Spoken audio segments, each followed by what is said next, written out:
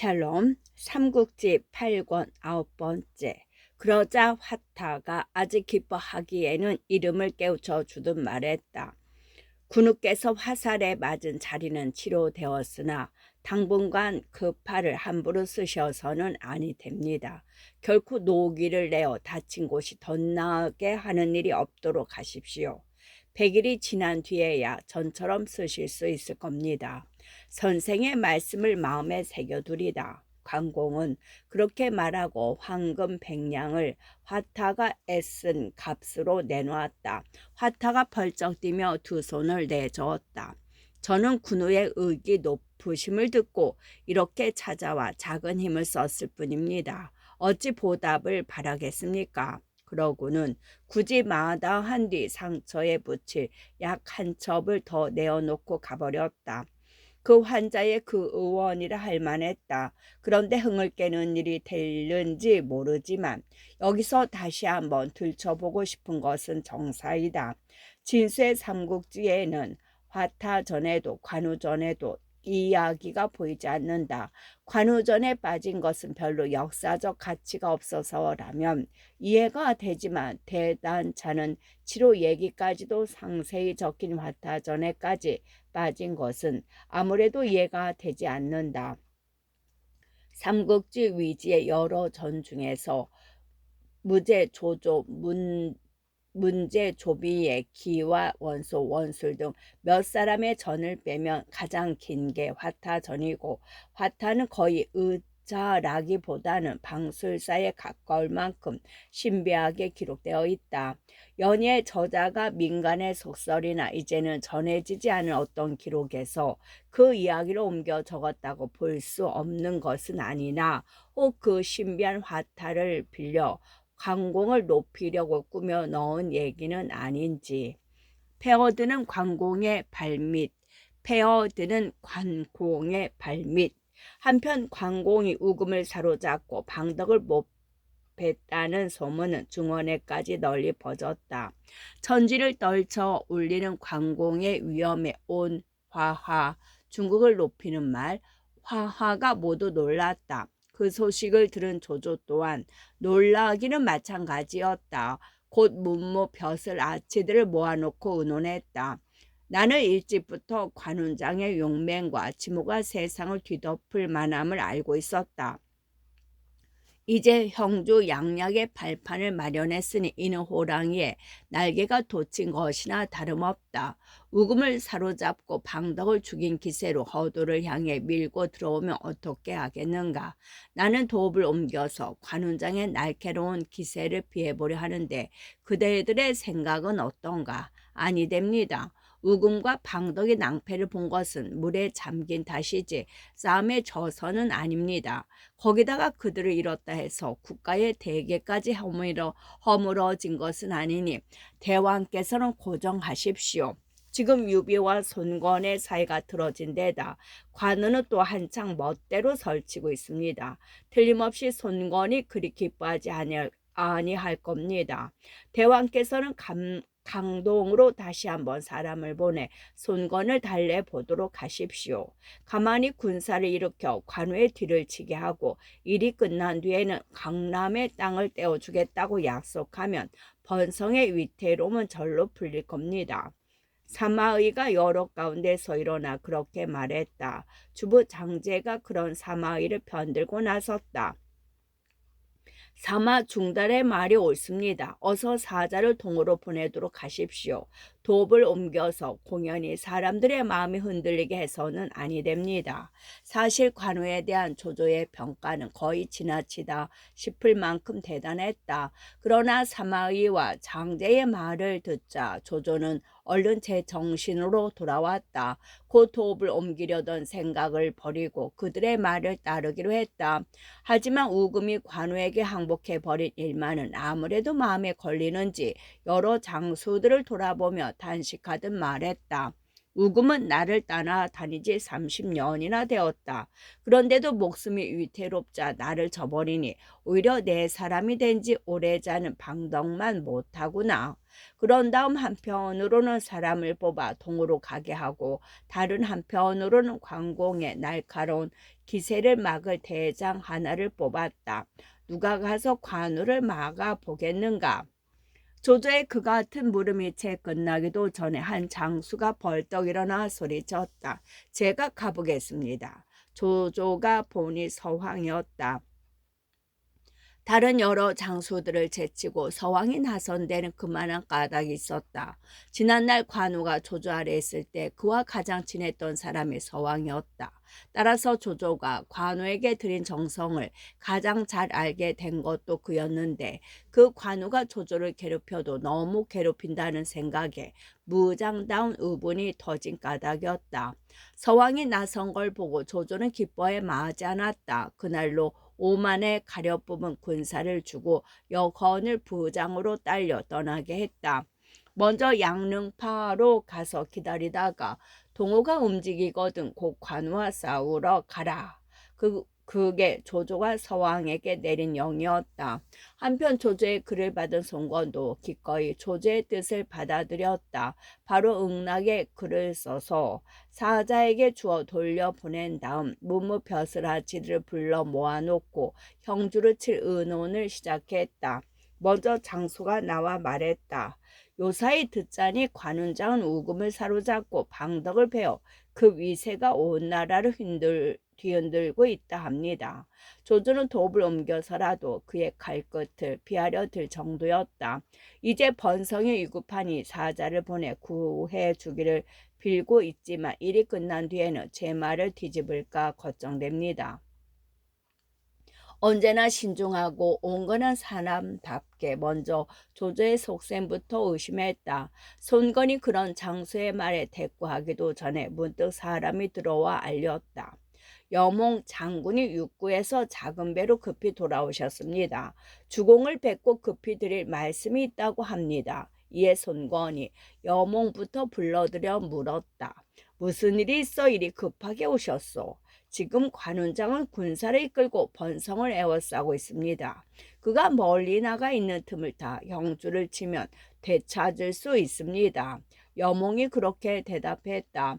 바라던 소리였으나 손권은 짐짓 딴청을 비웠다. 나는 북쪽으로 올라가 서주를 빼앗고자 하는데 그건 어떻소? 조조는 멀리 하북에 있어 동쪽을 돌아볼 겨를이 없습니다. 거기다가 서주를 지키는 군사도 많지 않으니 가시면 뺏을 수 있을 겁니다. 그러나 서주의 지세는 무태에서의 싸움에는 유리해도 물에서의 싸움은 불리합니다.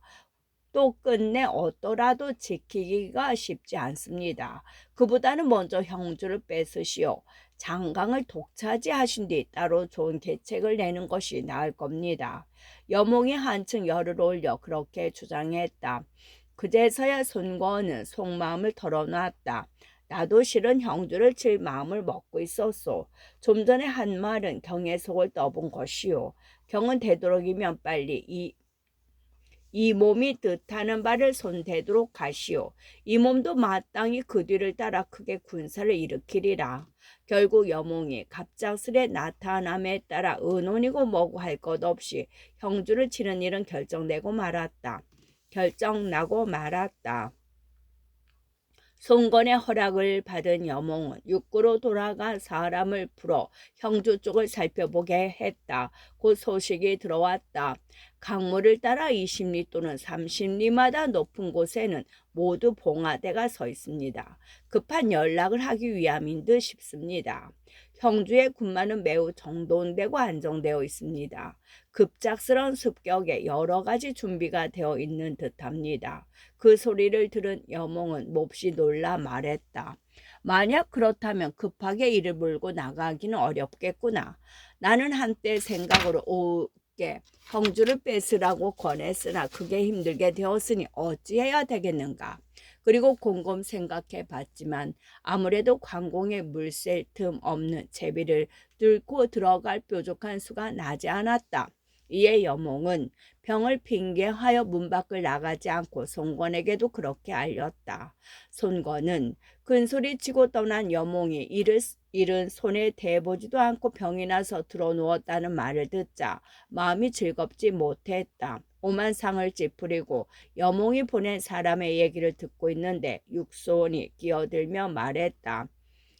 여자명의 병은 거짓입니다. 정말로 아픈 게 아닐 겁니다. 그러자 손권이 대뜸 말했다. 경이 이미 그 병이 거짓인 줄 알았으니 도대체 어찌되어 이러는지 한번 가서 알아보시오. 명을 받은 육수는 그 밤으로 여몽이 있는 육구로 달려갔다. 여몽을 만나보니 정말로 얼굴에는 이렇다 할 병색이 없었다. 나는 오후에 명을 받들고 자명의 병환을 알아보러 왔소. 육순이 아무것도 모르는 채 그렇게 말했다. 여몽이 머뭇머뭇 그 말을 받았다.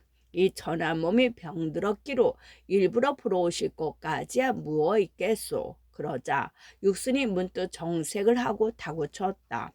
오후께서는 공에게 무거운 책임을 맡기셨는데 공은 때맞춰 움직이시지 않고 공연히 울적해 계시니 어찌된 까닭이요. 그러나 여몽은 눈을 들어 육순을 가만히 바라볼 뿐 오랫동안 말이 없었다.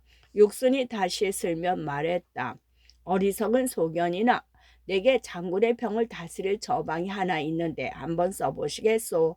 그러자 여몽은 먼저 곁에 사람들로부터 물러가게 해놓고 물었다. 100원의 좋은 처방이 무엇인지 어서 가르침을 내리시오. 육순이 빙긋 웃으며 말했다.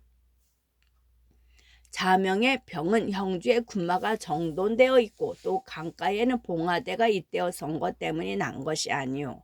내게 한 가지 계책이 있어 강가의 봉수꾼들을 봉화를 올리지 못하고 형주의 군사들은 스스로 손을 묶어 우리에게 항복하게 할 수 있어. 어떠시오? 이만하면 병이 나을 듯싶소. 100원의 말씀은 꼭 내 마음속을 훤히 들여다보고 하시는 말씀 같소. 그래, 그 훌륭한 계책이란 무엇이오? 여몽이 반가운 빛을 감추지 못하고 그렇게 물었다. 육손이 대답했다. 관운장은 스스로를 영웅이라 믿고 아무도 자신에 맞설 사람이 없다고 생각하나 오직 장군만을 두려워하고 있소. 장군은 이번 기회에 병을 핑계로 물러나고 이 육구의 일을 딴 사람에게 넘기도록 하시오. 그리고 새로운 그 사람으로 하여금 갖은 말로 관운장을 죽여 세우게 하시오. 그러면 관운장은 반드시 교만한 마음이 생겨 형주의 군사들을 모조리 번성으로 불러들일 것이 외다. 만약 형주의 방비가 없게 되면 많지 않은 군사로도 기계를 써서 뺏을 수 있어. 곧 형주는 우리 손 안에 들어온 것과 다름없게 될 것이요. 참으로 훌륭한 계책이요. 듣고 난 여몽이 기뻐에 마지 않으며 그렇게 감탄했다. 그리고 곧 자리에 누운 채로 송관에게 글을 올려 병을 핑계로 사직을 정했다. 돌아간 육손으로부터 귀띔을 받은 송관은 못 이긴 채 허락했다. 여몽이 병들어 육구일을 감당하지 못하겠다니 참으로 애석한 일이다. 그로 하여금 건업으로 돌아와 병을 다스리게 하라. 그리고 여몽이 돌아오자 가만히 불러 말했다. 육구의 일은 전에 주 공군이 맡았다가 그가 자경을 정거했고 자경이 다시 자명을 정거해 자명이 대신하게 된 것이요. 이제 자명이 그만두게 되었으니 자명도 자신을 대신할 사람을 하나 정거하시오. 반드시 여럿의 기대를 받은 사람으로 자경의 묘책을 대신할 수 있어야 할 것이요. 그러자 여몽이 무겁게 고개를 저으며 대꾸했다. 만약 그 자리에 여럿의 기대를 받는 인재를 세우면 관운장은 여전히 방비를 게을리하지 않을 겁니다. 육술은 뜻이 깊으면서도 아직은 널리 이름이 알려지지 않았으니 글을 써보시지요. 그러면 관운장도 그를 두려워하지 않아 저를 대신해 이번 일을 잘 해낼 수 있을 겁니다. 송건도 듣고 보니 그럴듯했다. 그날로 육손을 편 장군 우도독으로 삼아 여몽을 대신해 육구로 보냈다. 떠나기 전에 육손이 송건을 찾아보고 사양의 뜻을 비쳤다. 저는 아직 나이가 어리고 배운 게 없어 이같이 큰 일을 해낼 것 같지 않습니다. 다른 사람을 뽑아 보내도록 하십시오. 그런 육손을 떼밀어 보내듯 손건이 말했다. 자명이 경을 보증했으니 반드시 어긋남이 없을 것이요. 경은 부디 사양하지 마시오. 이에 육수는 절하여 인수를 받고 그날 밤으로 육구를 향해 떠나갔다. 나름으로는 눈부신 육순의 시대가 시작되는 것이었다. 육구에 이르러 마보수 3군을 인계받은 육수는 곧 관운장을 상대로 일을 시작했다. 가즈 죽혀 세운 말을 단 글 한 통을 다듬은 뒤 좋은 말과 귀한 비단의 술과 안주까지 갖추어 사자에게 주고 멀리 번성해 있는 관공을 찾아보게 했다. 이때 관공은 화살에 맞은 상처가 낫기를 기다리며 군사들을 묶어둔 채 움직이지 않고 있었다. 어느 날 문득 사람이 들어와 알렸다. 강동 육구를 지키던 장수 여몽이 병들어 송건은 그를 불러들였다고 합니다. 여몽이 병을 다스리는 동안 육구를 지킬 장수로는 육수를 세웠는데 이제 그가 예물을 갖추어 사람을 보내왔습니다. 그 말을 듣자 관공은 그 끝모를 자부심의 병이 다시 도졌다. 동호에서는 노숙 하나밖에 없다고 알고 있는 그에게 육수는 손책의 사위인 덕분에 장수 자리에까지 오는 한낱 풋내기에 지나지 않았다. 육구 같은 북방 진출의 요충을 맡아 밖으로 뻗어 나가기는커녕 지키기도 급급한 어린애로만 보였다. 사자를 불러들인 강공은 얘를 받자마자 거침없이 말했다. 손건이 보는 눈이 얕고 짧아 이 같은 어린아이를 장수로 삼았구나. 실로 한 지역을 맡아 지키는 장수에게는 지나치게 무례한 말이었으나 사자는 땅에 엎드려 말했다. 육장군께서는 글과 함께 예물을 갖추어 한편으로는 군후의 대승을 축하하고 또 한편으로는 두 집안의 화호를 구하고 계십니다. 부디 웃어 넘기지 마시기 바랍니다. 관공은 말없이 사자가 올리는 글을 받아 펼쳤다. 쓰인 것은 자기를 한없이 낮추고 상대인 관공을 하늘같이 지켜 세운 내용이었다. 읽기를 마친 관공은 자기를 알아주는 육순의 사람됨에 크게 만족하여 껄껄 웃으며 예물을 거두었다. 노란 털도 덜 벗은 풋내기치고는 제법 사람을 알아본다 싶어 그 뜻을 받아들여 주었을 뿐 그 뒤에 무서운 계획이 숨어있는 줄은 꿈에도 생각하지 못했다. 육구로 돌아간 사자는 육순에게 말했다. 관공은 몹시 기뻐하며 예물을 거뒀습니다. 우리 동우의 일은 두 번 다시 걱정하지 않을 듯 싶었습니다. 그 말을 들은 육수는 기뻐해 마지 않으며 사람을 풀어 형주의 사정을 살펴보게 했다. 오래전에 소식이 들어오는데 관공은 과연 형주 군사의 태반을 번성으로 불러 모으고 화살에 다친 곳이 낫기만을 기다린다는 것이었다. 육소는 더욱 세밀하게 형주의 사정을 알아본 뒤 그 사람을 보내 손권에게 그 같은 소식을 알렸다.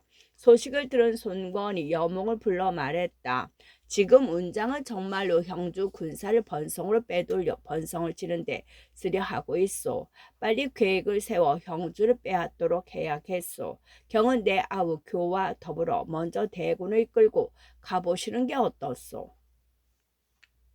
손교의 자는 숙명인데 손권의 숙부인 손정의 둘째 아들이었다. 그 말을 들은 여몽이 문득 정색을 하고 물었다.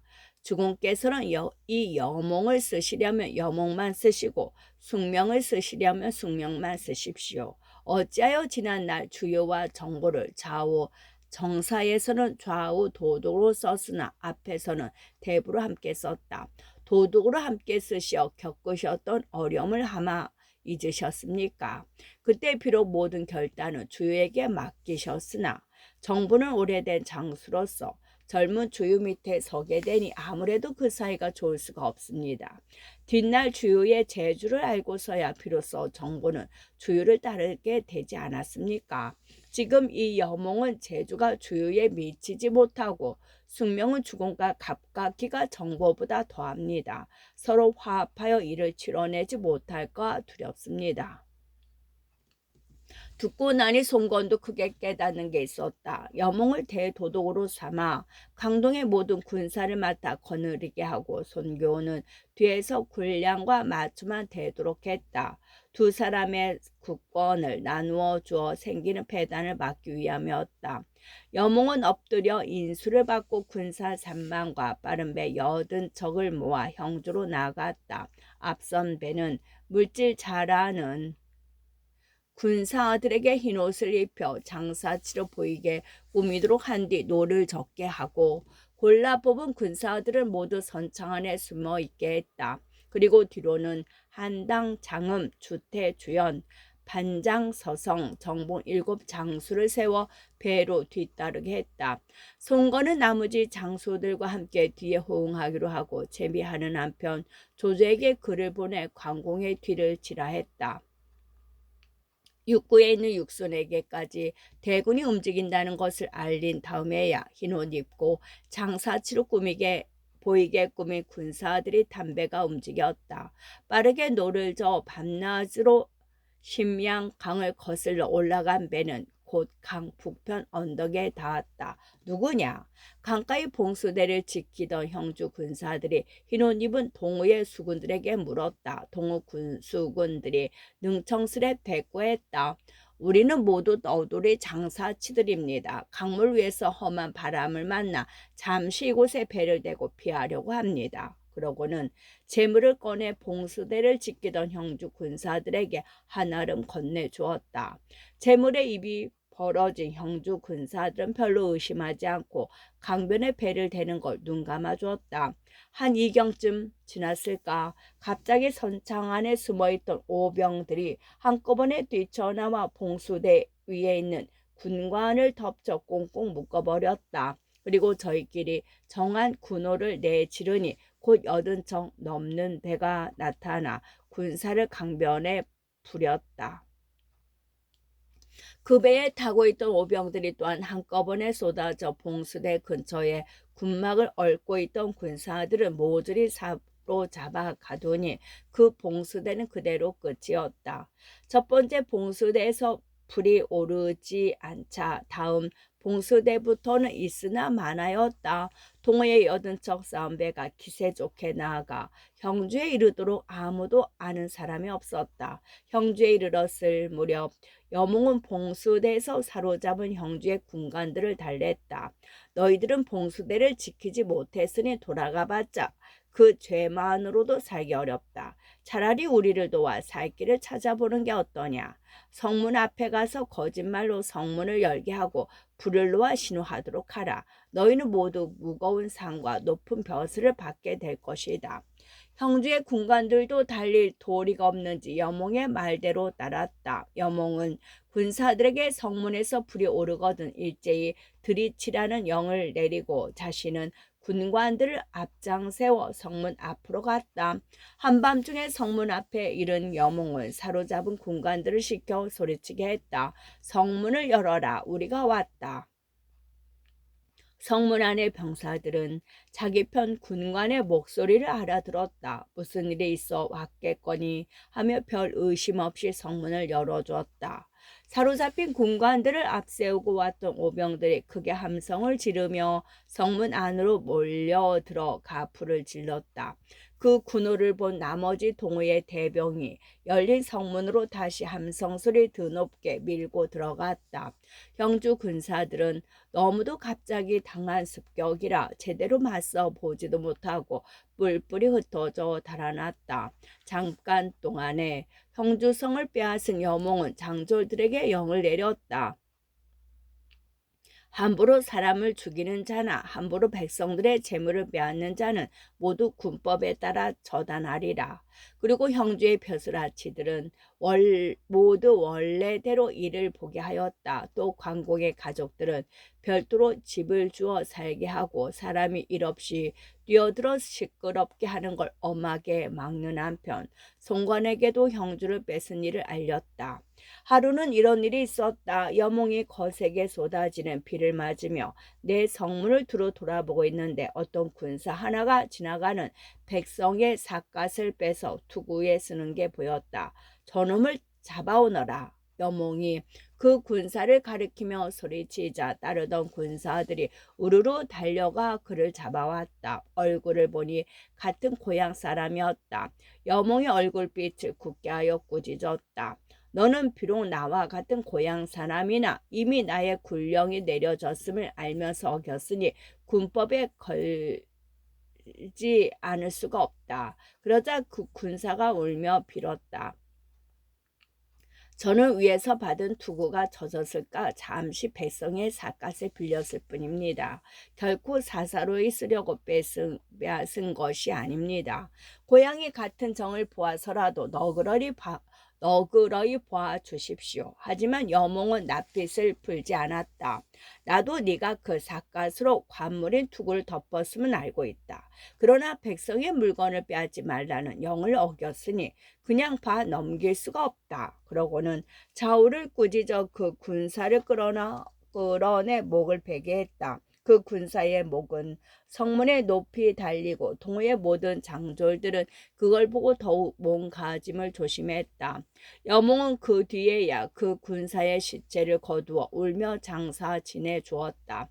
하루도 안 돼 소식을 받은 송건이 뒤처졌던 장수들과 더불어 형주에 이르렀다. 여몽은 성곽을 나가 손권을 관하로 맞아들였다. 송건은 장졸들의 노고를 유료한 뒤에 반준을 지중으로 삼아 형주를 다스리게 하고 옥에 갇혀있던 우금을 꺼내 조조에게로 보냈다. 백성을 안정시키고 공인은 장졸들을 상주는 일이 끝난 뒤에는 큰 잔치였다. 흥겹게 잔을 들던 손건이 문득 여몽에게 물었다. 이제 형주는 얻었지만 공안의 부사인과 남군의 미방이 아직 남았구려. 그 두 곳은 어찌 했으면 좋겠소. 그러자 여몽이 미처 대꾸하기도 전에 한 사람이 나서서 말했다. 구태여 시위를 당기고 화살을 쏘지 않아도 되는 길이 있습니다. 제가 새치 썩지 않는 혀로 공안의 부사인을 달래 항복해 오도록 할 수 있습니다.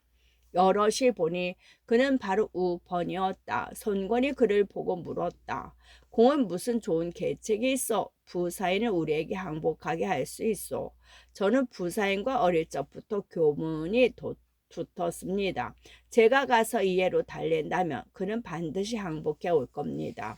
우번이 자신이 있다는 듯 그렇게 대답했다. 손권은 크게 기뻐하며 우번에게 군사 500을 주며 공안으로 달려가게 했다. 한편 부사인은 형주가 이미 동호의 손에 떨어졌다는 소리를 듣자 급히 영을 내려 성문을 닫아 걸고 굳게 지키기만 했다. 성문 앞에 이른 우번은 화살 끝에다 그를 묶고 안으로 쏴 보냈다. 군사 하나가 그 화살을 주어 부사인에게 전했다. 부사인이 글을 펴서 읽어보니 항복을 권하는 내용이 적혀 있었다. 읽기를 마친 부사인은 전에 관공이 매질하여 내쫓은 일을 떠올리며 일찍 항복하는 게 낫다고 여겼다. 성문을 활짝 열고 우번을 성 안으로 맞아들였다. 서로 예를 마친 부사인과 우번은 오래 끊어져 있던 옛 정이 새로이 나눴다. 우번은 오후 손걸이 너그럽고 도량이 넓으며 어진이를 우러르며 선비를 아낌을 침이 마르도록 늘어놓았다. 부사인은 그게 기뻐하며 그날 우번과 함께 형주로 가서 송건에게 항복했다. 손권은 기꺼이 그를 받아들이고 전처럼 공안을 맡아 다스리게 해주었다. 여몽이 가만히 송건에게 말했다. 아직 관훈장을 사로잡지 못한 터에 부사인을 공안에 그대로 있게 하면 자칫 병고가 있을까 걱정됩니다. 남군의 미방마저 항복을 받아들인 게 좋겠습니다. 송건도 그 말을 옳게 들었다. 곧 부사인을 불러 말했다. 미방과 경은 교분이 두터우니 경이 미방을 달래 우리에게 항복하게 해주시오. 그리만 되면 경에게 큰 상을 내릴 것이오. 알겠습니다. 반드시 미방을 달래 항복하도록 만들겠습니다. 부사인은 그렇게 말하고 여남은 기만 이끈 채 남군으로 달려갔다. 이때 남군의 미방도 형주가 이미 떨어졌다는 소리를 들었다. 그러나 혼자 힘으로는 어찌해 볼 도리가 없어 마음만 죄고 있는데 문득 사람이 들어와 알렸다. 부사인 장군이 이르셨습니다. 그 소리를 들은 미방은 반갑게 달려나가 부사인을 맞아들였다. 장군께서 어쩐 일로 이렇게 오셨소? 예를 끝난 뒤에 미방이 물었다. 부사인이 숨김없이 털어놨다. 내가 충성되지 못해서가 아니라 형세가 위태롭고 힘을 다해 지켜낼 수가 없었소. 나는 이미 동호에 항복했으니 장군도 빨리 항복하는 편이 낫겠소. 미방도 적잖이 마음이 움직였으나 얼른 결단하지 못하고 부사인에게 되물었다. 우리들은 모두 항중왕의 두털 은혜를 입었는데 어찌 차마 저버릴 수 있겠소이까? 그렇지만 관공이 지난날 우리에게 한 짓을 생각해 보시오.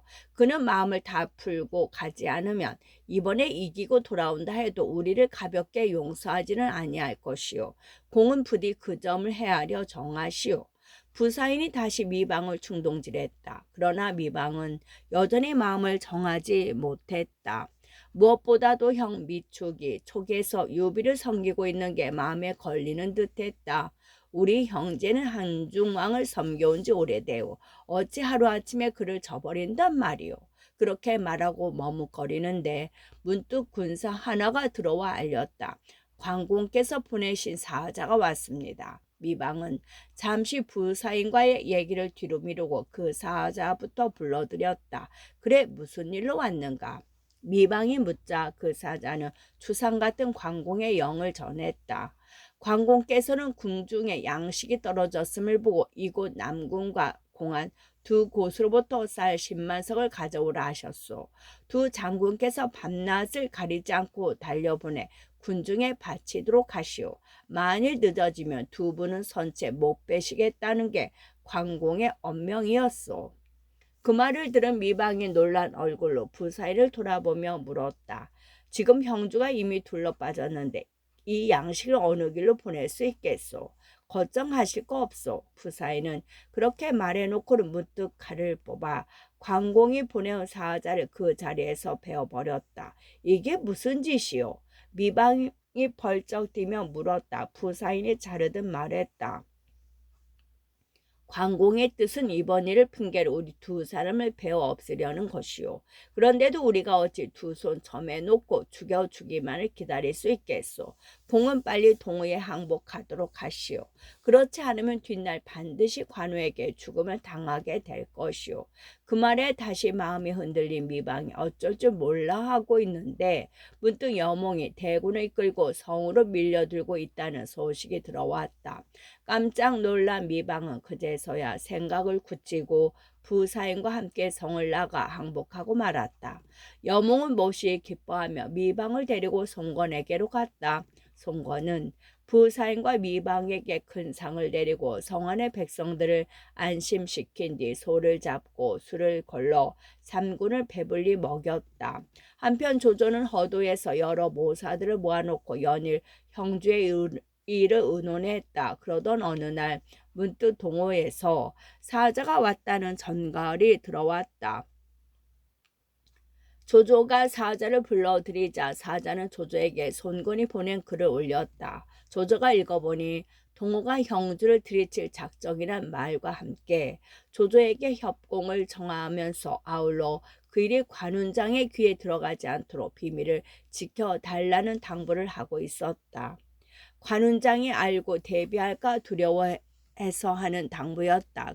그걸 읽은 조조는 기쁨을 감추지 못했다. 여러 모사들 앞에서 손권의 글을 펴보이며 거기 따른 계책을 물었다. 동서가 일어나 말했다.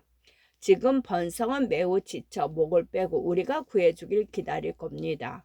먼저 사람을 시켜 화살 끝에 그를 매달아 성 안으로 쏘아 넣게 하십시오. 곧 구원병이 이를 것임을 알려 성한 군사들의 마음을 풀어놓을 필요가 있습니다. 그 다음은 관운장에게 사람을 보내 동호가 형주를 들이치려 한다는 걸 알려주십시오. 그러면 그는 형주를 잃게 될까 두려워 반드시 군사를 그리로 물릴 겁니다. 그때 서왕을 시켜 그들을 들이치면 승리는 틀림없이 우리 겁니다. 조조도 그 말을 옳게 들었다. 곧 그대로 따르기로 하고 서왕에게 그를 보내 싸움을 재촉하는 한편 자신도 몸소 대군을 끌고 낙양 남쪽 양릉파로 나아갔다. 서왕은 장막 안에 앉았다가 위왕 조조가 보낸 사자가 왔다는 말을 들었다. 얼른 나가 그를 맞아들이고 물었다. 무슨 일로 왔는가? 지금 위왕께서는